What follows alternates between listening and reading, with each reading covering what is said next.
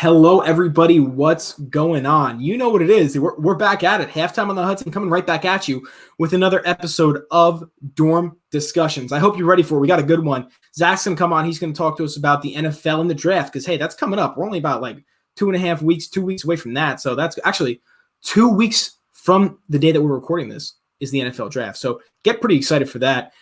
Scott's going to come on. Newcomer Scott. You never seen him before, but he's going to come on and he's going to talk to you about the MLB because we got some botched, horrible officiating, some terrible umpiring that kind of messed some stuff up. If anybody saw that game and saw what happened there.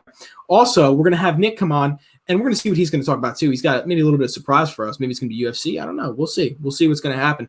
So all of that and more is on today's episode of Halftime on the Hudson, Dorm Discussions.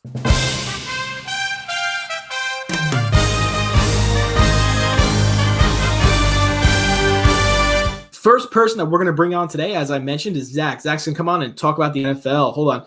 Let's go zip over to his room and see if he's all ready to go. Zak, hello. What's going on? What's up? Nothing much. Ready to talk some draft. 2 weeks from tonight. It's big time. Big time. I'm pretty excited. Yeah, one of my favorite times of the year. I love the draft. In fact, today in my class, I should have been paying attention. I was sitting there making mock drafts for about 45 minutes. Oh, yeah, all the time. Yeah, me too. All the time, yeah. It's that time of the year. It's draft time. It's the most wonderful time of the year. You know what I got to do pretty soon? I got to queue up draft day with Kevin Costner just to get me in the zone. Vajtay Mac, no matter what. That's the mentality I'm going into this year for the draft. Very excited. But Zak, you know what? That's enough of me talking. Talk to me. What's going on with the draft? Tell me your opinions. What you got going on? What's going on in your head? Yeah, so, we'll start off right at the top of the draft. Trevor Lawrence had some very interesting comments yesterday. He's the presumptive, he's going to be the number one pick by the Jacksonville Jaguars. Talking about draft day, seemed very Bo Callahan-ish in that he said that football is not he doesn't play with a chip on his shoulder and he doesn't manufacture anything like that, and that football doesn't have to be his passion, which is a very bizarre thing for the number one player to be. But he's definitely QB1 in this class. And then I think number 1 and 2, the draft really starts at 3 because we all think the Jets are going to take Zach Wilson.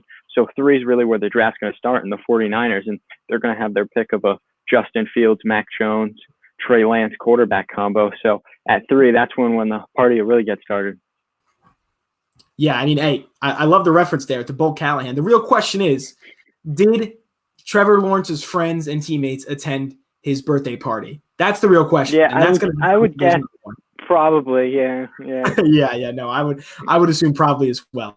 But yeah, I agree with you. I think the draft definitely is going to start post round 3 because we kind of all know Trevor Lawrence is going to go number 1. And I will agree with you there. That's kind of weird that he said that he doesn't have to do football. And that's that was odd. Weird thing for your number one pick, most likely quarterback, and your guy who's played quarterback probably his entire life to say. And I guess I get it because while these guys, that is their job, it doesn't have to be their whole life. And I do get that, but still, it's a weird thing to say for a guy who's going number 1 overall. But hey, listen, I'm not him. I can't say what's going on in his head, but I will agree with you. I think Zach Wilson's probably going to go 2 to the Jets. And then the rest of the draft from there, I see Justin Fields possibly going 3, especially now that Miami traded back, and I definitely see some stuff happening there. I also see, I think we can't sleep on the Broncos possibly trading up because they were heavy on Deshaun Watson, right? And now that we know what's going on there in that situation. Yeah. So I don't really know what's going to happen. But how do you see this draft shaping up? Because I think there's, especially maybe in later rounds, I feel like, what do you kind of see? Okay, let me ask you a question. Not talking about quarterbacks here, because they're obviously who everybody thinks about. Who would you say might be your top prospect? Give me an offensive one and a defensive one, not a quarterback, outside quarterback. Yeah, on offense, I think Kyle Pitts, tight end out of Florida. He looks like he's a George Kittle, Travis Kelce, but he's more of a receiver who can also get down and block.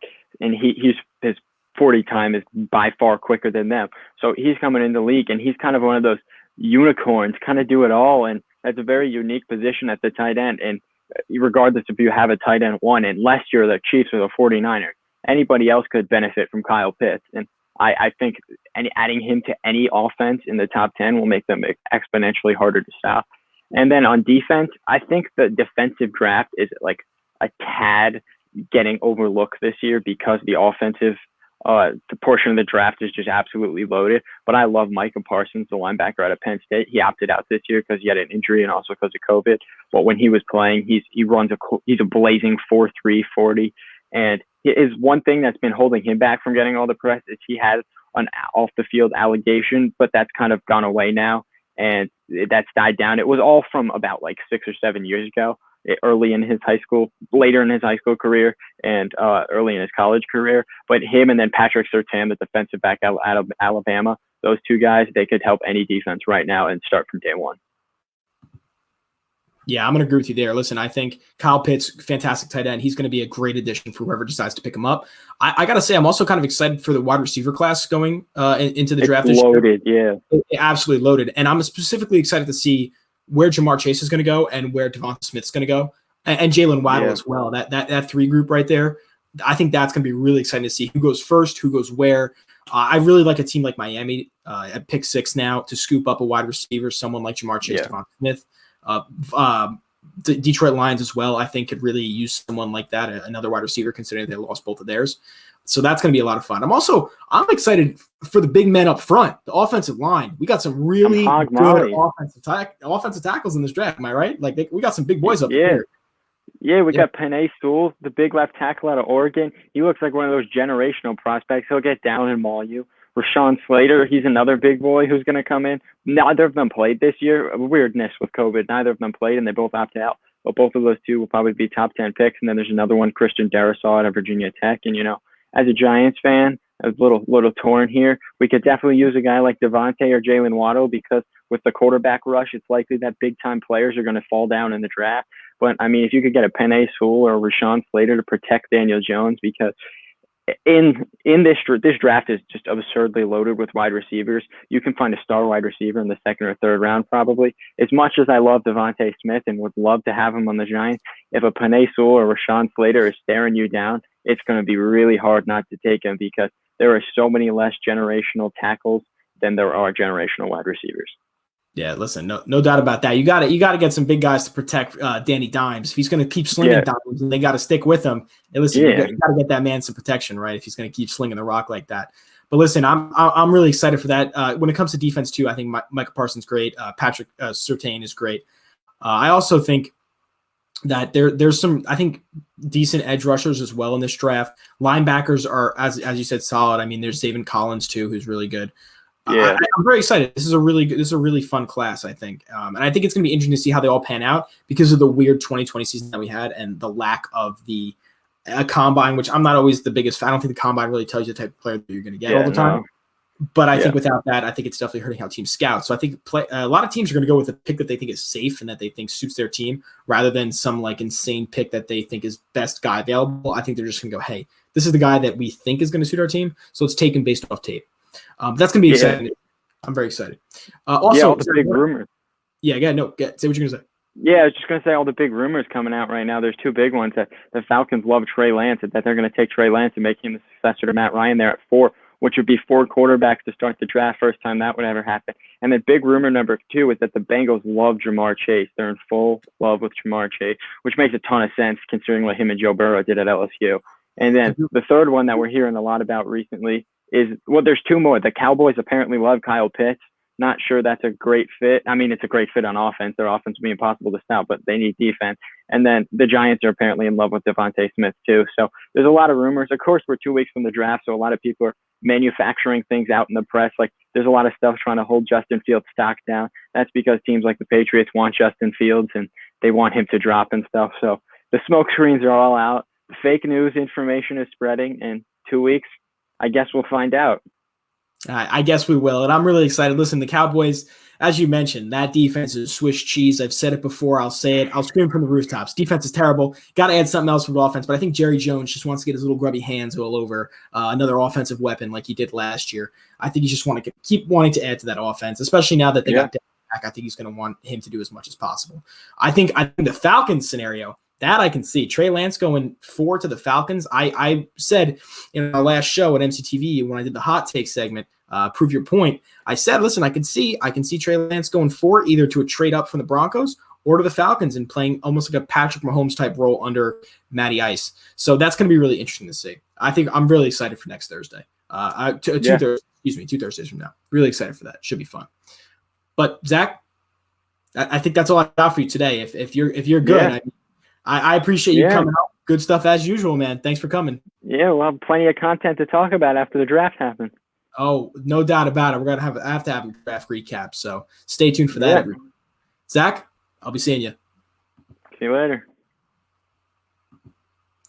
Next person we're going to go to, as I said, is Scott Long. He's going to come on and talk to us about the MLB. Now, this is his first time coming on the show, so make sure you give him a warm welcome. Hit that like button, whatever. Here he comes. Let's go pop into his room real quick. Scott, what's going on, my man? How's it going? What's going on, Connor? How are you? I'm doing pretty well. You're here to talk MLB. Tell me what's going on, because listen, there was that terrible botch call, right? I mean, we all saw it, especially – if you watch the MLB, you saw it. It was terrible, and everybody was complaining about it. I don't know how it went through, but run it down for me. Tell me what happened. I mean, I'm a huge Mets fan, so I wasn't complaining about the call, but, no one likes to see the wrong calls going on, and obviously the one we're talking about is the Michael Conforto hit by pitch. He's got a 2-2 count, 1 out, bottom of the ninth, leans into a pitch. Mets win the game. Whether or not he leaned into it, that's a little bit of a question, but that's what's so great about the Mets broadcast. You see guys like Keith Hernandez, Gary Cohen going on complaining that this is BS. You can't have that happen. Like, guy leans into a pitch, that's illegal. You're not allowed to win a game like that. But the worst part about it is you got replay now, and even with replay being instated, like, they went to replay, and that wasn't a technically reviewable call. They could only review if it did hit him or not. They couldn't review if he did lean into it. So what the umpire ruled is what they had to stick with. Yeah, and I think what's interesting. Yeah, so first of all, let me address that whole replay thing. That's kind of weird that you can't check and see if he leans into it or not. I guess because the play already happened, you just have to see if it hit him or not. I guess in a way that makes sense. But I think the problem, and this is a problem a lot of people have when it comes to the MLB, is just that whole, scenario of the umpires not being reliable. I think a lot of people aren't always trustworthy of these umpires, and rightfully so. I mean, they make terrible calls. I was watching a Yankee game the other day, a few days ago. And I believe it was when they were playing the Blue Jays. And some of the calls when it comes to the pitching and where it goes. I remember DJ LeMahieu was actually yelling. I've never seen DJ LeMahieu mad before. And exactly. I didn't know the man could get mad. I didn't know he had a temper. But he starts yelling at the umpire, slamming his bat in the dirt. And I'm like, dude, it was a bad call. Called him out. They thought it was a ball. But, yeah, it was bad stuff. And I think that's, again, a lot of people have a problem with the MLB in that the officiating is so unreliable. I mean, I have that problem too with the NFL as well. But I think that MLB sometimes can be bad because it can really make or break your momentum, because baseball is a game about momentum, right? And I think that it really can make or break if it's bad officiating. I know there's been talks of electronic umpires. Yeah, I don't exactly. Know what's your take on that? The whole electronic umpire take. Do you like that? Do you not like that? You think we need the human element? I like the human element of the game. I mean, I'm not a huge fan of all the mistakes and the calls they're doing. I think we need a little bit of an adjustment to the way they're doing replay, because, I mean, you instituted replay. It should be there. You want to have the right calls. When it comes to balls and strikes, that's something I think that's a human element thing. Judgment call, whether it's a strike or not, that's one thing. You want to – if there's a wrong call on a strike, that's one thing. But plays like this, I feel like it's dumb that you can't have that go to replay. Like, what is replay instated for if something like that can't happen? And not even just leaving it to the Mets game.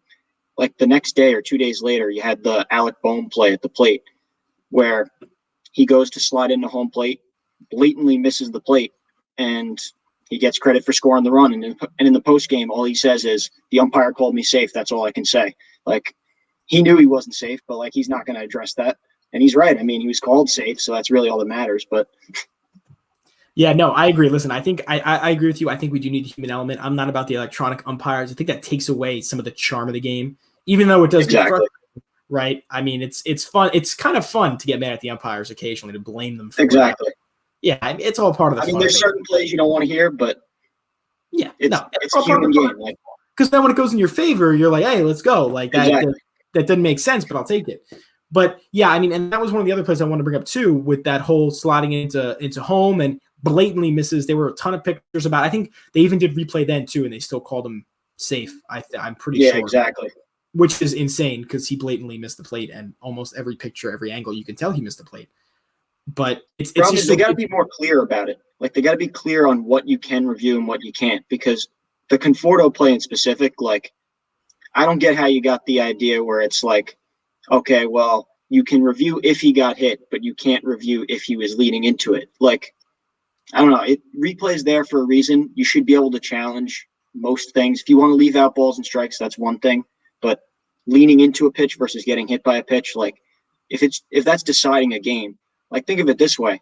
Think the Mets make the playoffs by one game, or if Miami misses the playoffs by one game. People are going to be coming back to this point in the season and thinking, wow, if this call went the other way, the Mets don't make the playoffs, or the Marlins do make the playoffs.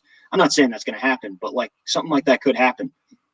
Well, if it does happen, then you are a sage, you are a wizard, that you knew that this was going to happen. But I will agree with you there. I mean, these type of calls can make or break games, and one or two games can make or break a team's chances of making the playoffs when it comes down to the end of the season. So I'm gonna 100% agree with you there. I think they just have to find ways to clean it up. I mean, I think they should surprisingly take notes from the NFL, who, again, I'm not always a fan of their officiating, but they've at least implemented ways that you could challenge different plays, and I don't always agree with their decision once the play is challenged, but I think ultimately they're trying to do a better job of actually like officiating. Even though the officiating is kind of trash at most times, I think they're trying to do a better job of doing it. So yeah, I mean, the MLB's gonna have to figure this out, especially when it comes to game determining decisions, because that's where the problem lies. If this happens, no runners on base, no outs, the score is tied 0-0 in the second inning, I don't really care. But when it happens in a situation where it determines what the game happens, then it's a problem, and that comes down to the whole "let the boys play" to quote the famous quote by Denzel Washington himself. Let the boys play. So yeah, you got to let them play. I think to a certain degree, Not even just a crucial moment. Like, this is literally like this was a walk off. Like, you got like, that's the most anticlimactic walk off you can think of. Like, I agree. That's a strike three. He's out of the game. He's out right there, and instead he's walking to first base with an RBI. Like, just weird to think of. It is. It's a weird thing, and I hope the MLB finds a way to sort this out soon. Find some way to improve their officiating, right? But I'll give them credit. It's fairly new, so maybe they'll be able to work out the kinks. NFL's had replay for a little bit longer than MLB. I think 2013 was the first year we instituted it in MLB, so it's still fairly new. They'll be working out the kinks. I just hope they start changing things and experimenting with new things so they can find the right way, because you can't just keep going with the same thing and then expecting better results to come out of it. Yeah, I 100% agree with you there. I agree. We'll see what happens. Only time will tell if the MLB will do the good job or not. Yep. Scott, thank you so much. I appreciate you coming on here first time. I hope you had a good time. Yeah, thank you for having me on. Yeah, no problem. I hope to see you on here again soon. Yeah, definitely. Thank you. See you later, Scott. Next person we're going to bring in, you know him well, Nick Vajtay, right? The man himself coming in to chat. You know what's up with it. Let's jump on over to his room to see what's going on. So, Nick, what's going on, man? Welcome back. So, hey, I was just going to ask how your night's going, Connor. My bad. Yeah. No, my night's going swell. I'm having a good time. I hope you're having a good time. Are you ready to go? You ready to talk?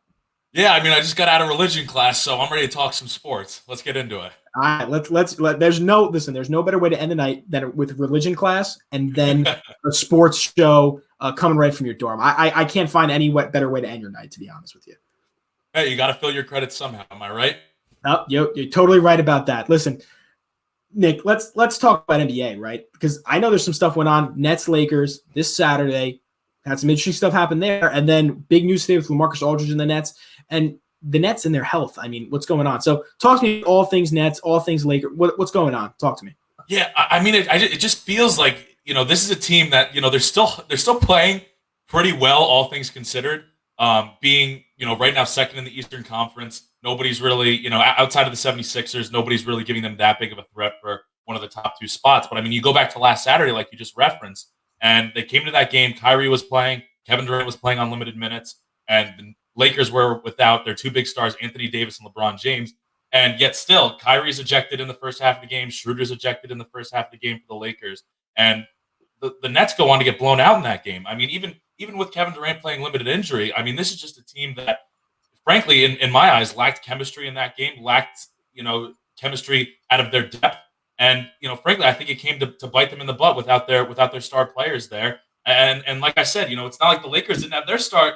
We're out here dominating with LeBron and Anthony Davis because those guys were gone as well. And then you fast forward to last night, they get beat with just Kyrie Irving playing. They get beat against the 76ers team that has been ahead of them in the conference all season. And, now we get the news today that LaMarcus Aldridge is retiring, the guy that they brought in to be one of their primary centers going forward. And you look at, some of these other teams in the Eastern Conference. I mean, you look at the 76ers with Joel Embiid, and you look at the Bucks with Giannis Antetokounmpo, who can dominate down low. I mean, it's like that's a key piece to lose right there, because that's a potential area where you're going to get beat hard come playoff time. So a lot of issues are going on right now, a lot of injuries stacking up, and you wonder where the team chemistry is at as well. Yeah, I'm going to agree with you there. I think a lot of these things that's happening with the Nets is really a big concern. First of all, losing to the Lakers. I mean, this was a Lakers team that had no LeBron James, had no Anthony Davis in. And listen, the Nets also didn't have most of their starters in. That's a given. But I think what that game kind of showed was that the depth, what team has better depth in these scenarios. And I think that's one thing that I've talked to a couple people about what team do they like better. Some of my friends who are a little bit more up on the NBA than I might be. And they say Lakers because of the depth that team has. And I think it's easy to kind of get caught up with the Nets and the flashiness of that team. This is something I talked about too when we did the Prove Your Point in our last halftime on the Hudson show, was that I think you can get caught up in the flashiness of that team, but something strike a problem with me is one, yeah, they are a super team, right? But can they stay healthy? And when they're not healthy, are they even going to be able to build that team chemistry and be able to play with each other well? And I think you're right. I think losing LaMarcus Aldridge is huge because that was their big man. That was the guy who was going to have to stop Giannis and stop Joel Embiid, who is on an absolute tear. Guy had MVP season earlier on. He's still a monster. I think that's going to be very hard for them to compete later on because a lot of their guys I feel like are very skilled, very fast, good shooters, but I feel like they don't have that presence down low. So it's going to be really interesting to see what happens there and what pans out. But yeah, I mean, I think losing LaMarcus Aldridge is a huge loss. And everything with their injuries is really, really hurting that team really bad. Yeah, and I mean, you go back to last Saturday, just to analyze it a little more. I mean, I'm going to say here, okay, we're good. They didn't have all their weapons. Kyrie went out early. Harden wasn't playing. We touched on all that. But, I mean, you look at some of the big men that they're going to have to play, and I already brought this up. Well, let's go back to that Saturday game again. Andre Drummond, who the Lakers picked up as their center, one of the least flashy players you'll see, just purely a center, down low player, great defensive player. He went and hung up 20 on him in that game. So, I mean, when you're seeing Andre Drummond do that, and now you're going to come back to the Eastern Conference where we got Joel Embiid, we got Giannis Antetokounmpo, we've got all these great big men playing down low. I mean, this is a serious area of concern, especially when you don't know what the long-term health of this Nets team is going to be. And did you know this stat? I didn't know this stat until a couple days ago. I'm going to ask you, Connor, how many games do you think, since the Harden trade, how many games has Harden, Durant, and Kyrie played together? What would be your guess? I'm going to take a guess and say maybe, because I know they've been hurt. So I'm going to go with a number like maybe 10, 12, 15 maybe. They've played 7 games together since the trade, all 3 of them in the same game. Just 7. So, I mean, we're talking about all these issues that are going on with the Nets right now. And yes, when they're together, or even 2 of them are fully healthy and playing together, yes, they're a great flash team, and they can hang up a lot of points. And I'm sure if, 2 guys are together, playing in that game, it's a lot closer last Saturday against the Lakers. But when we talk about the fact that these guys haven't even really meshed together yet, and we already see the lack of chemistry with some of the depth guys, I mean, chemistry is a serious thing. And if they can't establish that come playoff time, I think it's going to be a serious issue for them. That's frankly just not getting enough attention. I 100% agree with you because I think the problem is we automatically assume these guys are great players. They're going to gel because they're great. That's not really the case, right? Just having their names together on paper, having their names on a roster doesn't mean they're going to play well together. And I mean, yeah, they are all great players, but I think something else we forget is the personalities of these players are all different, right? We got James Harden, who's major personality, Kyrie Irving, a major unique personality in and of itself, and Kevin Durant, who has his own personality as well. How are these guys going to blend together, especially when they've only played 7 games? How is that going to carry on when it comes to let's look at a team like the Lakers, right? Very successful team. Look at the chemistry between LeBron James and Anthony Davis, between those 2 guys, right? They get along, I feel like, pretty freaking great. And that's what makes them that much better. That's what takes you to the next level. Even like back when the Warriors were what they were. I mean, Steph Curry, Klay Thompson, Draymond Green, those guys were together. They were boys. Like they were No problems there, issue chemistry-wise. So how is that going to affect the Nets, who've only played 7 games together, especially when they might not be able to establish their chemistry until they're all healthy, which might be come playoff time? What's this good? What is that situation? How is that going to affect them? Yeah, exactly. And I don't know if there's a simple answer to it other than just they got to get on the court. I mean, frankly, I think that's as simple as it is. And I mean, we're waiting for that to happen. Kyrie Irving, you never know what's quite happening. I mean, Harden's been dealing stuff, and obviously we know, they're being cautious with Kevin Durant coming off his severe injury. But, it's not like we've never seen this before where teams just struggle to build that chemistry early on. And the fact that it's taking them so long to even get started with it, we should be sitting here talking, okay, like, are we getting to the point where they're going to be, reaching their peak level now? It's been a couple weeks since the trade, but we're talking about them not even starting to build their chemistry. So I think we're kind of on the same page here that this could affect them going down the road. I know the Eastern Conference isn't as good as the West, but there's some tough teams they're going to have to go through. And then, if you look to the finals, that Western Conference is stacked this year. So it could be something that's seriously problematic for them. I agree. I mean, especially, the Eastern Conference might not be as good as the West, but they still got a team like the Sixers who look great, and the Bucks who are doing pretty swell as well. They're doing great as well. So I think that, it's going to be hard for them to get through those teams if they don't build that chemistry. And I think you're 100% right. The problem is we're talking right now about, let's see how they start to build that chemistry. We're this far into the season. That should not be the conversation right now. It should not. It feels like, to me, this is like when you got a project due the night before, 2 nights before it's due, and you're rushing with your group to try to figure out, okay, how do we do this? The product's not going to be good as the other group who's been working on this project 3 weeks since they got the due date, since they knew when it was coming, right? It's a big issue. That's a perfect analogy. And, I want to continue on that analogy because you bring that up. Sure. And then what does that group do that started the night before? It's not going to be perfect, but they're going to grind their way through it. Well, the Nets don't have anybody that can be the grind. They don't have anybody that can do it. LaMarcus Aldridge retired. So, yep. I mean, that's where the problems are coming from.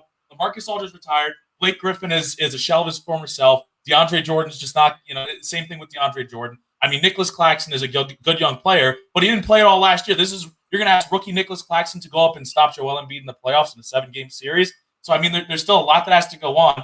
And frankly, the Nets are built to rely on their offensive output. And like we've said over and over again, it's just the chemistry is not there. They haven't played together yet. It's definitely something to keep an eye on going forward.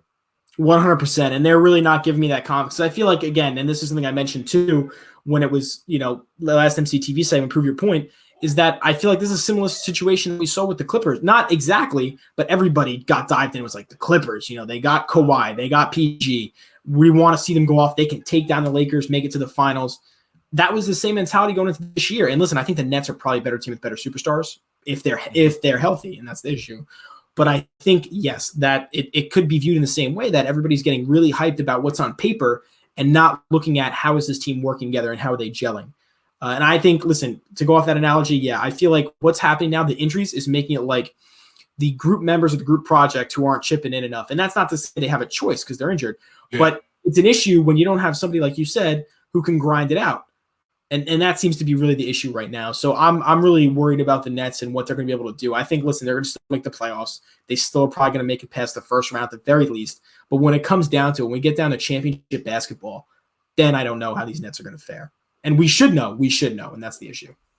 Exactly. And I think it's one of those things where, after the trade, there was a little bit of a period where it was like, okay, let's see how it worked. And then, everybody was like, all right, yeah, this team is looking pretty dominant. It's like, who else is really going to challenge them? And now we're realizing, like, okay, Rome wasn't built in a day. This is something that needs some serious work. And I think you're right. I think it's, they'll probably get past the first round. But, after that, if they're matching up against a Bucks team in the second round, a Miami Heat team with, Bam Adebayo at center, and, they made it to the finals last year. They've got talent as well. They could be faced with problems or at least challenges pretty early on in the playoffs.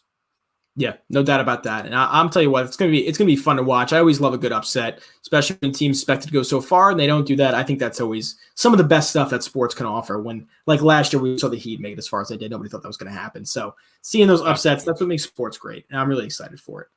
But absolutely, Nick, it's all the time we got today. And I appreciate you coming on again tonight. Great talk tonight. Great stuff. Yeah, it was a lot of fun. Maybe I should do this after religion class more often. I think you should. I think you're inspired. You're inspired. I'm inspired. Yeah. I've got that divine feeling within me. I think so. Yeah, I think this might have to be the norm now. Get you hyped up. Religion class, get you amped up. I love the energy. Exactly. Well, Nick, thank you so much for joining me again. I appreciate it. Hey, anytime, Connor. Have a good night. You too. Yeah, definitely. Take care. See ya. Well, everyone, that's all the time we got for today. I think I'm going to end it on a quick little soliloquy about the UFC because I just want to talk about that just a little bit. For those of you who didn't see, Conor McGregor and Dustin Poirier had some beef. Now, there's always drama when Conor McGregor's involved. I'm a Conor McGregor fan, but there's no doubt about it. The guy causes drama. He loves drama because that's what sells tickets. That's what sells the pay-per-view, right? There was beef because Poirier said Conor, they came to an agreement that Conor had to pay $500,000 to his charity. The charity apparently has been calling Conor. Dustin's calling Conor like, yo, where's the money? Conor is just ghosting him. Conor's crew is just ghosting him. And then Dustin Poirier was like, all right, you're not going to answer me. I'm going to air out our dirty laundry. I'm going to air out our beef to everybody, and everybody can know about it. That led Conor McGregor to get pretty mad. He's saying, well, you weren't telling me where I had to send this money. You want me to send this money? I don't know where it's going. They said the fight was off. Conor said the fight was off. Quickly, though, Dana White, the man himself, he had to save his ticket sales. So he came in and he was like, yo, no. We're not doing that. So he got on quickly, addressed everything, said the fight's still on for July 10th. No worries. I think this is a big one, too, because it's going to be taking place in Vegas again, and I think it's going to be at full capacity ticket sale. The stadium is going to be at full capacity, so there's going to be a whole lot of ticket sales for that, especially for a McGregor fight. So Dana White wants that to happen. Poirier, I'm sure, wants to happen because he wants to make the money. That's why he agreed to another fight with McGregor. And McGregor wants it to happen, too. He always had more money, and he wants to try to get back at Poirier. So that was my quick little soliloquy about the UFC. I just wanted to run it down. It was exciting stuff. I mean, there's always drama in the UFC. It's so much fun. That's what kind of made the UFC great, especially in recent memory, in recent years. That's all the time we had today, though. I just wanted to finish it off with that. Thank you guys so much again for sticking with us and watching another episode of Halftime on the Hudson Dorm Discussions. This has been an absolute blast filming these episodes, so I hope you guys are enjoying them as much as we are filming them and talking about and just doing stuff for the show. So thank you so much, guys, and we'll catch you again soon.